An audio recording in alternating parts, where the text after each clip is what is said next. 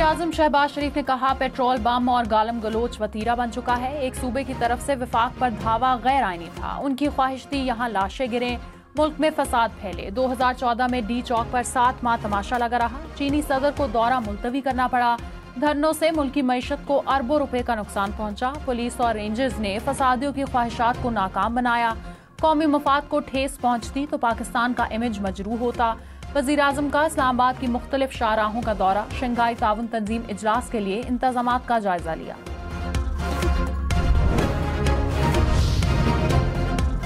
तहरीक इंसाफ का 15 अक्टूबर को डी चौक इस्लामाबाद में एहतजाज का ऐलान। वफाकी हुकूमत का एहतजाज पूरी कुव्वत से रोकने का ऐलान। वज़ीर दिफा ख्वाजा आसिफ ने कहा, पाकिस्तान के खिलाफ हर साजिश को पूरी कुव्वत से कुचलेंगे। ये अपने आकाओं को खुश करना चाहते हैं। मुशीर वज़ीर-ए-आज़म राना सनाउल्लाह ने कहा, तहरीक इंसाफ का एहतजाज का फैसला मुल्क दुश्मन है, पाकिस्तान को बदनाम करने की इजाज़त नहीं देंगे। तहरीक इंसाफ सियासी जमात नहीं। अता तारड़ ने कहा, साजिशी जहनियत रखने वाले घर बैठ कर सुकून करे, शरपसंद अनासिर को रखना नहीं डालने देंगे।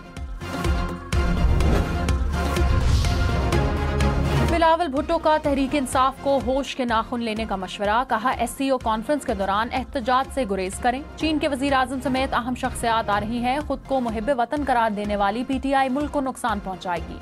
मुल्क को नुकसान पहुंचा तो फिर तहरीक इंसाफ को भी नुकसान होगा।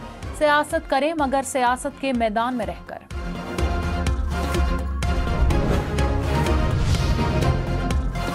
मौलाना फजलुर रहमान ने कहा, SCO इजलास के दौरान मुजाहरे करना अच्छी बात नहीं होगी। अपोजिशन से बात की है, SCO इजलास के दौरान मुजाहरे ना किए जाएं। जब दूसरे ममालिक के सरबराहान मौजूद हों तो कौमी यकजहती का इजहार करना चाहिए। SCO में आने वाले मेहमानों का दिलो जान से इस्तकबाल करेंगे।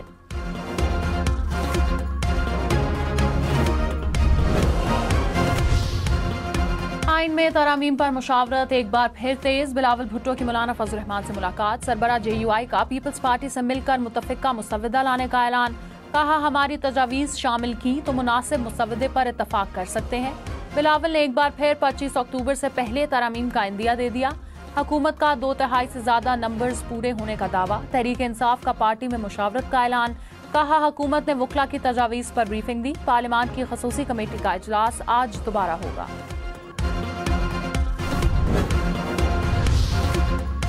पीपल्स पार्टी की विफाक के साथ सूबों में भी आईनी अदालतें बनाने की तजवीज़। मुसव्वदा सामने आ गया। जजेस तकर्रुरी के लिए आईनी कमीशन ऑफ पाकिस्तान के क़याम की तजवीज़। कहा, कमीशन में जजेस, अटर्नी जनरल के साथ कौमी असम्बली और सेनेट के 2 अरकान होंगे।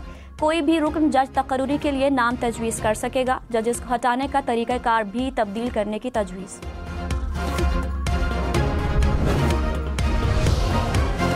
चीफ जस्टिस काजी फायज ईसा की रिटायरमेंट। सुप्रीम कोर्ट बार 24 अक्टूबर को अलविदाई इशाया देगी।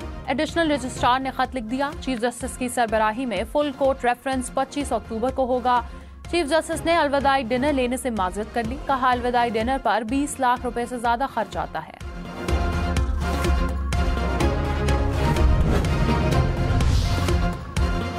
बिलावल भुट्टो ने कहा, आईनी तरमीम 25 अक्टूबर से पहले मुमकिन है। शंघाई ताउन तंजीम इजलास से पहले भी हो सकती है। तहरीक इंसाफ आईनी अमल को सबूताज करना चाह रही है। मुखालफत बराए मुखालफत नहीं चाहते। कल भी कोशिश थी, इत्तेफाक राय हो, आज भी यही कोशिश है। मौलाना फजलुर रहमान ने कहा, पीपल्स पार्टी से इत्तेफाक राय चाहते हैं। अपोजिशन कह रही है जल्दबाजी न करें। नून लीग कब तक हमें स्पेस देगी? इत्तेफाक राय में वक्त लगा तो हुकूमत अपना आईनी हक इस्तेमाल करे। हुकूमत बहुत पुरएतमाद है कि उनके पास नंबर गेम है।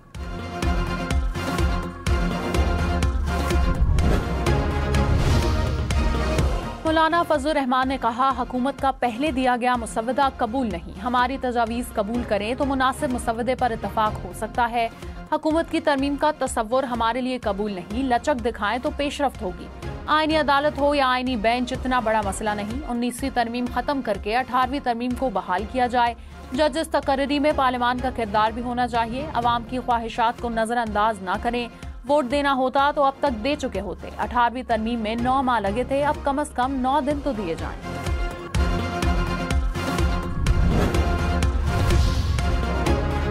वफाकी हुकूमत का 2/3 से ज्यादा अरकान के हमायत का दावा। वजीर कानून आजम नज़ीर तारड़ ने कहा, तहरीक इंसाफ और JUI से तजावीज़ मांगी हैं। नंबर सबके सामने हैं।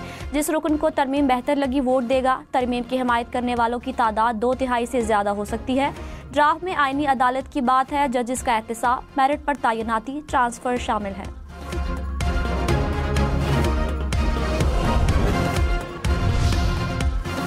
चेयरमैन पीटीआई बैरिस्टर गौहर ने कहा, आईनी तरमीम के लिए कोई ड्राफ्ट नहीं तजवीज आई है। आईनी अदालत से सुप्रीम कोर्ट जिलाई अदालत के बराबर हो जाएगी। अभी तक कोई इतफाक राय नहीं हो सका।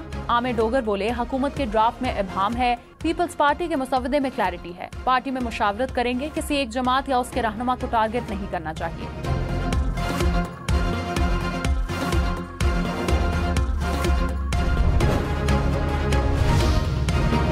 सदर आसिफ अली जरदारी की रूसी सदर व्लादिमीर पुतिन से तुर्कमेनिस्तान में मुलाकात, दो तरफा ताल्लुकात मजीद मजबूत बनाने की जरूरत पर जोर।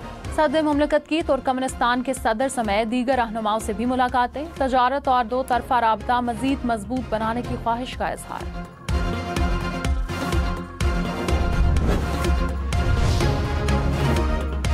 मखसूस नशिस्तें किसको मिलेंगी? इलेक्शन कमीशन की एक और बैठक, कौमी और सूबाई असम्बली के स्पीकर्स के खतूत इलेक्शन कमीशन अरकान के हवाले, कानूनी विंग से खतूत पर राय भी तलब कर ली। इलेक्शन कमीशन का अगला इजलास SCO कॉन्फ्रेंस के बाद होगा।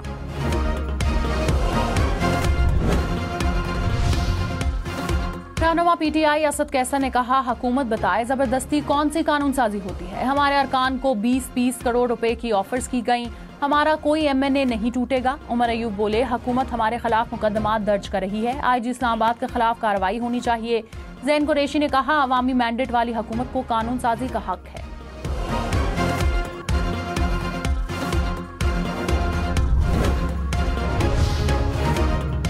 फवाद चौधरी ने कहा, तहरीक इंसाफ का कुछ पता नहीं कहाँ खड़ी है और क्या पॉलिसी है, किस मैंडेट के तहत ये अपना मुसवदा दे रहे हैं। बानी PTI किसी मुसवदे की मंजूरी नहीं देंगे।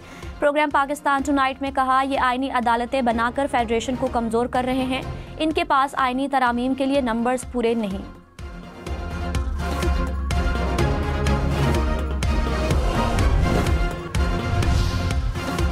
वज़ीर इत्तलात पंजाब अज़मा बुखारी ने कहा, जब भी मुल्क तरक्की करने लगता है ये लोग इंतशार फैलाने आ जाते हैं। मुल्क दुश्मन अनासिर को SCO कॉन्फ्रेंस में वफूद का पाकिस्तान आना अच्छा नहीं लग रहा।